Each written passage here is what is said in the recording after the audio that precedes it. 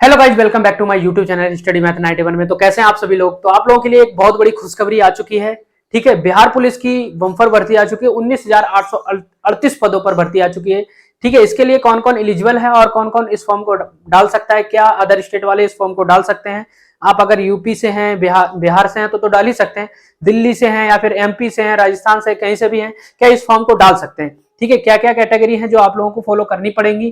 ठीक है, कौन कौन इस फॉर्म को डाल सकता है, कितनी एज मांगी गई है, ठीक है, कितनी फीस है और अदर स्टेट वाले भर सकते हैं कि नहीं। तो आज की वीडियो में आप लोगों को संपूर्ण जानकारी मिल जाएगी।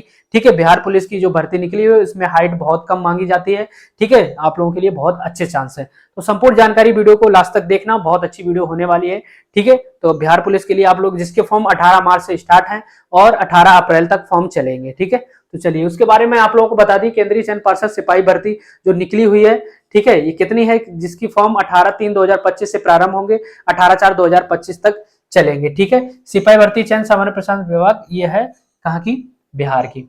ठीक है, जिसे पदों की संख्या 19,838 पदों की संख्या है और जिसमें महिलाओं के 6,717 पद है और स्वतंत्रता सेनानी के 397 पद है। ठीक है, SC ST के लिए बाकी ये सारी चीजें कोड वाइज दिए गए हैं।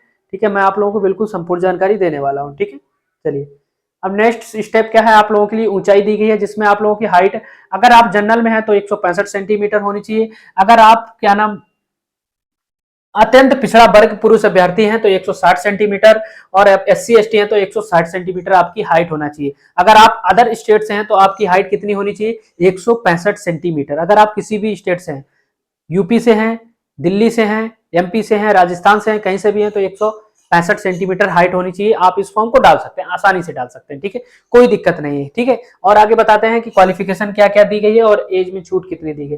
ठीक है, देखो शैक्षिक अर्हता सिपाही भर्ती पदों के लिए शैक्षिक अर्हता इंटरमीडिएट, मतलब 10+2 आप लोगों को इंटर पास होना चाहिए। ठीक है, 10+2 आप लोगों को पास होना चाहिए। कितने नंबर है कोई मैटर नहीं करता, पास होना चाहिए। ठीक है, चलिए आयु सीमा में छूट के आधार पर देखो, अभ्यर्थी को उम्र की मैट्रिक गणना के आधार समकक्ष परीक्षा में प्रवर्त अंकित जन्म तिथि के आधार पर की जाएगी। कट ऑफ तिथि के अनुसार अभ्यर्थियों की उम्र सीमा आरक्षण कोटिवार निम्न में है। देखो गैर आरक्षित मतलब अगर आप जनरल हैं तो 18 से 25 वर्ष आपकी मिनिमम एज होनी चाहिए। ठीक है, अगर आप देखिए पिछड़ा वर्ग कोटि से है या अत्यंत पिछड़ा वर्ग कोटि से है, ठीक है, ठीक है, तो आपकी हाइट की वो मतलब एज कितनी होनी चाहिए, 18 से 27 वर्ष, 2 वर्ष की छूट मिल जाएगी। यहाँ पे देखिए 2 वर्षों की शिथिलीकरण मतलब छूट, 27 वर्ष होनी चाहिए। पिछड़ा वर्ग अत्यंत पिछड़ा वर्ग कोटि की महिलाएं हैं तो 3 वर्षों की छूट, 18 से क्या नाम 28 तक। ठीक है, 28 वर्ष तक महिलाओं के लिए। और अनुसूचित जाति मतलब SC ST है तो आप लोगों के लिए 5 साल की छूट, 18 से 30 वर्ष के लिए। ठीक है, 18 से 30 वर्ष वाले इस फॉर्म को डाल सकते हैं। बिहार वालों के लिए बात कर रहा हूं, अगर अदर स्टेट है तो 25 ही साल होनी चाहिए। ठीक है, चलिए चलिए नेक्स्ट है। नेक्स्ट आप लोगों के लिए आरक्षण के राज्य सरकार में अनुसार के राज्य सरकार के सक्षम स्तर के निर्गत प्रमाण पत्र के आधार पर दे होगा। ठीक है, आप लोगों को कास्ट सर्टिफिकेट बनवाना पड़ेगा।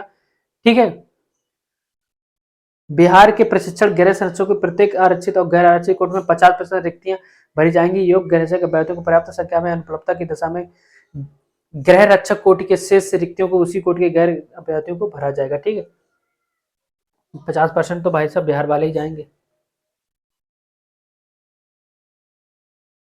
चलिए बढ़ जाओ। बिहार एवं सेवाएं, ये सारी चीजें इनसे कोई मुझे लगा मतलब नहीं है।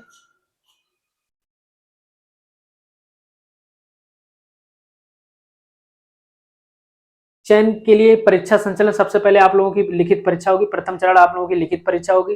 ठीक है, लिखित परीक्षा में 30% से कम अंक प्राप्त करने वाले अभ्यर्थी शारीरिक दक्षता परीक्षा के लिए असफल घोषित किए जाएंगे। देखो मिनिमम आपको 30% से ऊपर नंबर लेके आना, तभी आप पीईटी के लिए एलिजिबल होंगे। ठीक है, अगर 30% से कम नंबर है आपके तो आप असफल माने जाएंगे। ठीक है, देखिए कटाव उस हिसाब से कटाव प्राप्त करने वाले सभी अभ्यर्थियों के लिए चयन अगले चरण में पीटी देखने को मिलेगी। ठीक है, लिखित परीक्षा अंतिम मेगा सूची के आधार नहीं होगा। लिखित परीक्षा में केवल शारीरिक दक्षता परीक्षा के लिए आरक्षण होगा। द्वितीय चरण है पीईटी। ठीक है, फिजिकल होगा आप लोगों को द्वितीय चरण में। ठीक है, और लास्ट में इसमें देखिए, अब देखिए द्वितीय चरण में क्या है, अधिकतम 50 अंक है अगर आप 5 मिनट में रनिंग लगा देते हैं। ठीक है, देखो 1.6 किलोमीटर 6 मिनट में चाहिए, 5 मिनट में लगा देते हैं तो अधिक नंबर मिलेंगे। इसमें दौड़ में भी नंबर मिलते हैं, हर चीज में नंबर मिलते हैं। ठीक है, महिलाएं 1 किलोमीटर अधिकतम 5 मिनट दिए गए, अगर 4 मिनट में लगा देते हैं, 4 मिनट से कम, तो आप लोगों को 50 नंबर पूरे पूरे दिए जाएंगे। ठीक है, आप लोगों को तैयारी के लिए क्या क्या पढ़ना पड़ेगा वो भी बताऊंगा, टेंशन मत लो। ठीक है, इसमें ऊंची कूद, लंबी कूद, ये सारी कूदें हैं। चलिए नेक्स्ट, गोला वोला फेंके, कौन फेंक पाएगा। तृतीय चरण में आप लोगों के दस्तावेज, ठीक है, तृतीय चरण में आप लोगों के डॉक्यूमेंट वेरिफिकेशन होंगे।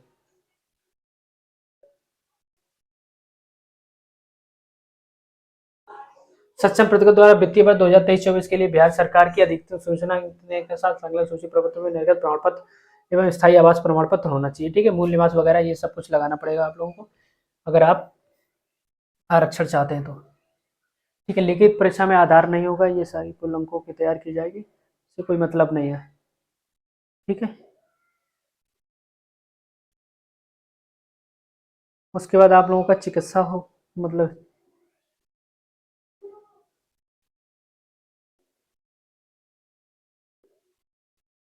देखिए, ये अंतिम तिथि 18/4/2025 है। जाति एवं निवास प्रमाण पत्र के लिए दिनांक 18/4/2025 आवेदन शुल्क की अंतिम तिथि। ठीक है, इससे पहले का होना चाहिए 18/4/2025 के। ठीक है, क्रिमिनल रहित प्रमाण पत्र 18/4/2025 का होना चाहिए, 25 से पहले का होना चाहिए। आर्थिक रूप से कमजोर प्राप्त प्रश्न प्रमाण पत्र के लिए दिनांक 18/4/2025। आवेदन संपर्क की अंतिम तिथि वित्तीय वर्ष 2023-24 के आधार पर निर्गत ईडब्ल्यूएस प्रमाण पत्र ही मान्य होंगे। ठीक है, 23-24 के ही वित्तीय वर्ष के क्या नाम वो है, वो मान होंगे। 18/4/2025 से पहले बना रहे हैं, मतलब 23 के बाद और 25 के पहले का होना चाहिए, जो 18 अप्रैल है। ठीक है, और गृह रक्षा आवेदन प्रमाण पत्र के लिए दिनांक 18/4 आवेदन की अंतिम तिथि तक है। ठीक है, ये सारी चीजें दी है। ट्रांजेक्शन पहचान पत्र, ठीक है, ऑनलाइन प्रपत्र भरने के लिए आवश्यक निर्देश आप लोगों को भी दिए गए हैं। अभ्यर्थियों को प्रमाण पत्र, केंद्रीय चयन पार्षद, ये सारी चीजें दी हैं। गलती नहीं होनी चाहिए, एक बात ध्यान रखना।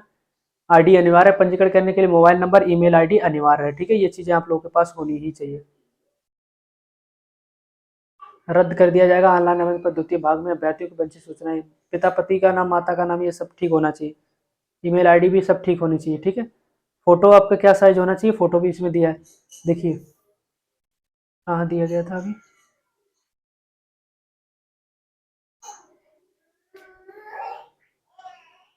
अभी तो लिखा था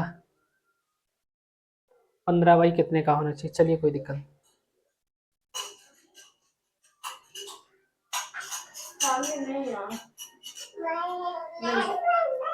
ठीक है, मैंने सारी जानकारी आप लोगों को दे दी।